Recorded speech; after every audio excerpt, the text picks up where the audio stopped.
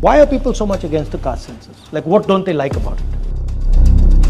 Close to 4 lakh cases of discrimination are registered by Delhi, which comes to on an average about 14,000 cases per year. The history of the Dalits, the OBC, tribals, has just been eliminated. Part of the portion of the Manusmriti was burned. So that's the beginning of the civil rights movement. Thank you so much for coming. Well, thank you very much for inviting me to have an interaction. No, I wanted to talk to you about, particularly the caste census, how it's going, what your thoughts are, and also some of your ideas on education. Yeah. We agree on discrimination and the levels of discrimination in India. So I wanted to get a sense of what you're thinking. No, I also wanted to know the insight that you have got through your long march and new knowledge. Yeah. Like, I've had discussions with people about the caste census, where I'm saying, look, all we're doing is exposing the truth.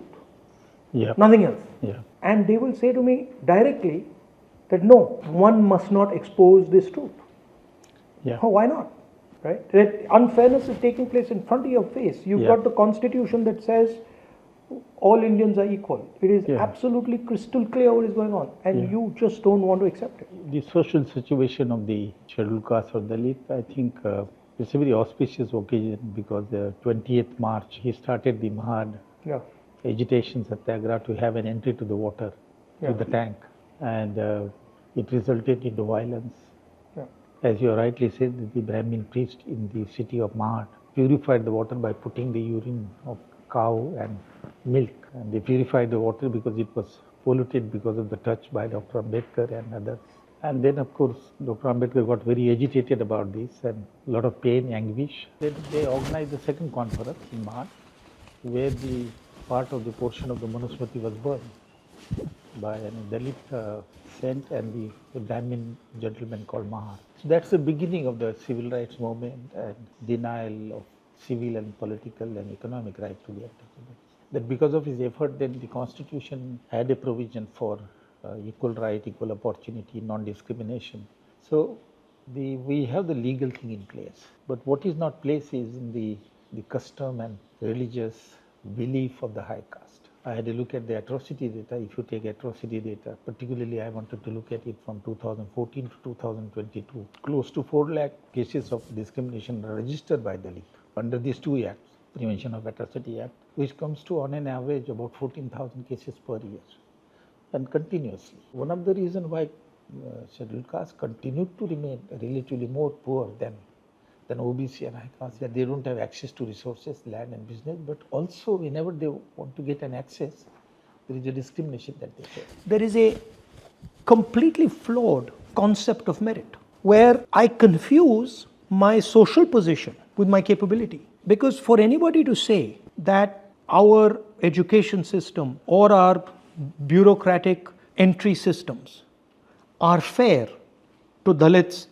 and OBCs and tribals, I mean, that's just a complete fallacy, because they're culturally not connected to these communities at all. So the entire narrative is an upper caste narrative. This notion of merit is actually itself an unfair idea. Yeah. The roots of this basically in the caste system, and one has to recognize that the lack of any initiative by the high caste who practice discrimination against the caste system and institution of untouchability is the reason why the discrimination continues. You can say till independence formally in terms of rule, the untouchable did not have right to land, right to business. Neither did the OBC. Yeah, the OBCs were certain caste of the OBCs were a peasant caste. Yes. That was from, in the Manusmriti they did not have any right to land, but by AD 700, the OBCs were allowed to cultivate the land as a owner and even as a tenant. But the untouchables did not have a right to own the land. But the point that I am making is that the untouchables did not have a right to resources, capital resources, business, and employment in the occupation of the high caste. Their only occupation was the casual manual labor for the high caste. Most of the untouchables were a slave caste, forced labor, attached labor, slave labor. We have given them instrument through which they can have political power, but that political power is not sufficiently backed by the economic power and even educational power. Institutional power. Institutional power. So as a result, they try to come together But at one stage or another, there are fragmentation. Huge No, but fragmentation. there's another bigger problem, which is that the history of the Dalits, the history of the OBCs, the histories of tribals has just been eliminated. I never heard of a Dalit narrative. And then at the same time, there is this idea that is being pushed by the RSS and the BJP, right? Which is basically to destroy their history, to destroy the history of the Dalits and the Adivasis and the OBCs. Research, writing, curriculum is in the hand of the high caste, and they won't write anything about the untouchable because their status was really pathetic. That is why in Maharashtra, the lead was given by the Dalit literature. Their views were not included into the curriculum. So what they did, they say, you don't believe us our life. So they began to write autobiographical writing. And one of the most classical academic writings then they have come. Daya Pawar, Namdev Dasar. They just produced their life, which the high caste could not then deny. And that is how the history, Dalit history began to... No, but that history is not available through the main education system. An upper caste boy or girl who's going to a school in New Delhi has no idea about this. That's how they can say things like, oh, I don't see any caste discrimination. Obviously, you don't see caste discrimination. In the curriculum now, you rightly mentioned that they are taking out those Ambedkar, Dalit Panther, discrimination. See, what they're doing, they've realized that they need to give lower castes an avenue. So what they've done is they've given the lower castes the avenue of representative politics. And they've said whoever wants to become MLA, whoever wants to become MP can become. In fact, we will make them. BJP will make them. And then what they've done is they've taken the power out of the representation system. And where is the power? The power is in the institutional framework except the representative framework. Yeah. So the power is in the bureaucracy, the power is in the corporate India, the power is in the intelligence agencies. So it's a little trick that they're playing, yeah, which is कि भैया हाँ आपको representation दे देंगे, and representation means nothing. Yeah. That's to me what's going on. But as you rightly pointed out, now there is an added dimension of ideology, making it taking the power of the representative and concentrating in the hand of the high power. So it has become extremely difficult now. You can see the series of policies are being taken and nothing is being said. I am familiar at least with the education sector, that the new education policy has come in a manner that it looks very good, that it has measured to improve the quality of higher education, but underneath, if you look at it, the objective is to stop the flow of massification of education. For example, bachelor degree has been now made of 4-year duration. There is no reason why it should be made 4-year duration. Now, additional 1 year means cost. So Dalit and poor people will only take 3-year bachelor, other will take 4-year bachelor. They'll be underqualified. They will be underqualified. In the market, if they go with 3-year bachelor and other go with 4-year bachelor, it is the 4-year bachelor which will go. So internal intention is not to push them up to the higher education. I think the most important point and difficult class for them is the one who writes and point out the situation. So stop the flow to the higher education. Then there is another way. So you think it's purposely done to stop Dalit mobilization? On the face of it, it doesn't look. But the internal meaning of that is the same.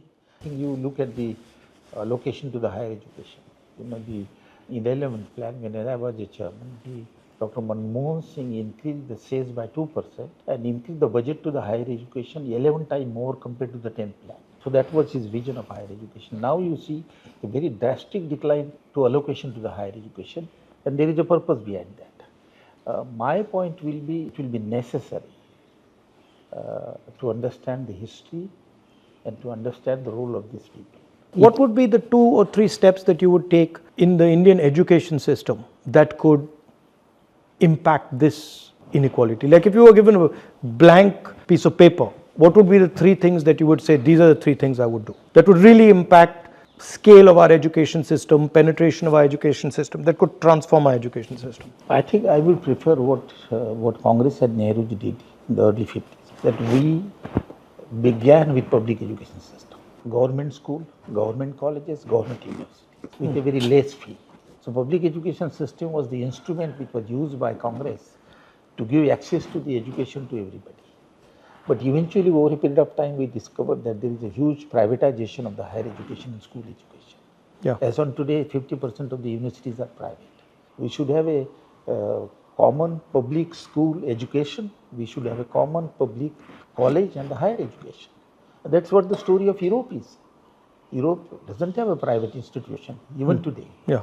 And somebody says that the government doesn't have funding, but if you look at the history, Sweden was very poor in 50s and 60s. They didn't succumb to the privatization of education. I have a feeling, I must share with you, that the higher education and school education is in crisis because of the privatization. Immense inequality. I think the centralization is the cause. You are outsourcing to the private agency the admissions in medical, engineering, other. What was the earlier system? During the 50s and the 60s, university will give the admission, college will give the admission. So I think with the reform, what one has to do is to have admission at the institutional level, college, university. So decentralization of power, basically. Yeah, decentralization of admission. And what would be the other two things that you do? For the education. One, you said public education. Two, you said decentralization of power. And three? Third would be the government should not give excuses that they don't have a fund for higher education and school education.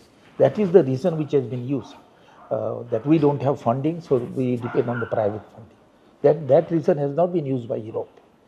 They devoted a larger portion of the national income as they grew to the education and to the health for higher education. And it's a huge money-making business on the other side. Yeah. So I think the more resources to the higher education and school education, that we should revert back to the public education system at all level of education, and then the decentralized education system. In any case, the education is concurrent list. It's the state which hold the basic stay in the higher education and school education. Okay. What is your experience of this caste census? I think this is a very useful exercise. It has thrown up a data, very new data, extensive data. And you have the ownership of land, ownership of business, employment pattern, education level, income level, then access to civic amenities like housing, electricity, drainage. But I think the sort of a normal look, it seems to me that you get a pattern. Clear pattern. Clear pattern. The caste hierarchy, you get it. But I think the idea that truth of discrimination in India should be known to everybody. This is a powerful idea. Why are people so much against the caste census? Like, what don't they like about it? What is it that this creates this reaction? The answer is quite obvious, that it will expose the reality. Huh? it will, as you said, it will give the idea that who is monopolizing economic resources, who is monopolizing civic amenity and housing, who is monopolizing education, and that is the fear. Because it will throw the caste system in a modern form, and that they don't want. The reality, they don't want the reality and inequality based on the caste, the privileges that one particular section of high caste is enjoying, and the cost of the others, OBC and the untouchable, because the high caste benefited at the cost of denying equal right to others. So, as Dr. Ambedkar has put it very rightly, that the high caste are not against, in favor of inequality, they are opposed to equality. The principle is they are opposed to equality and they believe in firmly in inequality. There's certainly a capture of our system, education system, healthcare system, political system, bureaucratic system. So for me it's important that the truth of what is going on in India with regards to who has what access, who controls which institutions, who's where, to me that's a fundamental nationalist exercise. I think it's not supporting the caste census is actually anti-national, because what you're saying is that we're not ready to accept the truth of what is going on in our country. So I'm quite wedded to the idea of the caste census. I think we need to iterate it further, we need to deepen it, and we need to make it more sophisticated, and that's why you have the committee there, and I think it needs to be broad-based. Lovely to see you. Thank you. This is the recent book I got on discrimination, Oxford, Scheduled Caste in Indian Labour Market. This was the earlier one. This was the first on economic discrimination, and it gave creative wave.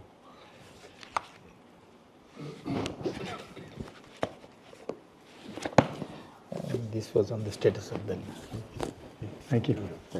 Thank you very much.